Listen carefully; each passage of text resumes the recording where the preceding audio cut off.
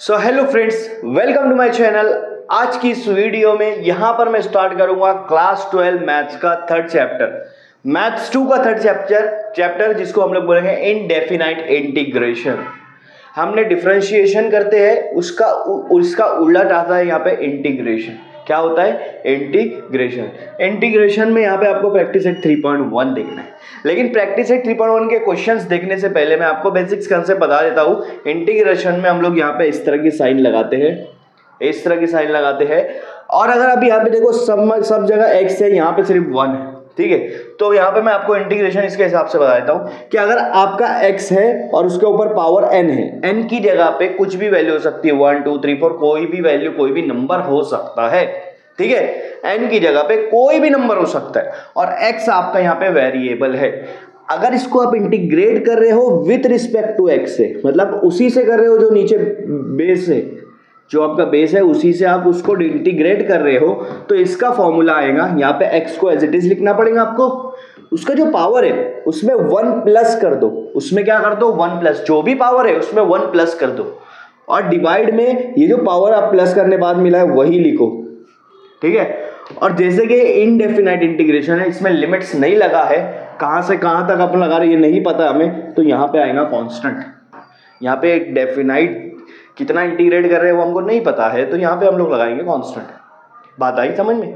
x raise to n, अब x की जगह पे 1 भी हो सकता, तो यहाँ हो जाएगा 1 + 1, तो यहाँ हो जाएगा 2, और यहाँ 2 है तो नीचे भी 2 लगाना पड़ेगा। तो x रेज़ टू 1 का dx क्या आएगा, इंटीग्रेशन क्या आएगा, x² 2 + c।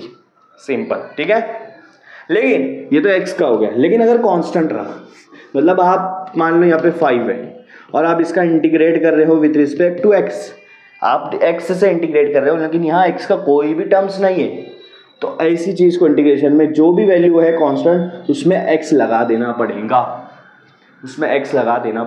समझ में आई? तो कांस्टेंट का ये इंटीग्रेशन होता है, और आखिरी में प्लस सी आपको लगाना है क्योंकि इनडेफिनाइट इंटीग्रेशन है। अब इसका इंटीग्रेशन करेंगे, इंटीग्रेशन को i लिखते हैं हम लोग यहाँ पे, इंटीग्रेशन की साइन यहाँ पे लिखूंगा क्वेश्चन x³ + x² - x + 1, और यहाँ आएगा आपका dx, क्योंकि विथ रिस्पेक्ट टू x आप इंटीग्रेट कर रहे हो। यहाँ पे लिखा है कि विथ रिस्पेक्ट टू x आपको इंटीग्रेट करना है।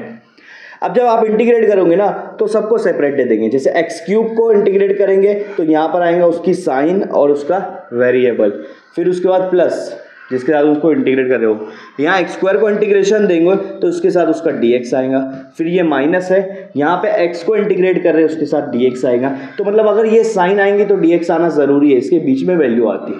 ठीक है, यहाँ पे +1 है तो यहाँ पे उसको इंटीग्रेशन लगाएंगे तो यहाँ पे dx आएगा। ये चारों आपका आ गया। x³ का इंटीग्रेशन क्या हुआ मैंने अभी बताया, जो भी पावर x को वैसे के वैसे लिखो, जो भी पावर उसमें 1 प्लस कर दो, 3 + 1 4, और नीचे आपको 4 लिखना है। ठीक है, अब प्लस सी यहाँ नहीं लगा सकते क्योंकि इसके बाद कुछ ना कुछ टर्म है, उसको भी सॉल्व करना पड़ेगा पहले।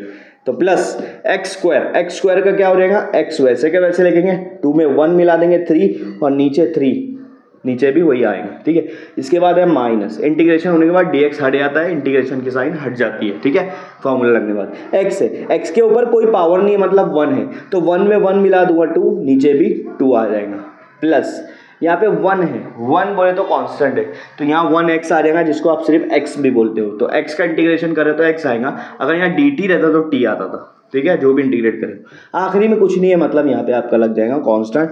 तो ये आपका फॉर्मूला, ये आपका इस क्वेश्चन का आंसर आ गया, x⁴/4 3/3 2/2 x + c।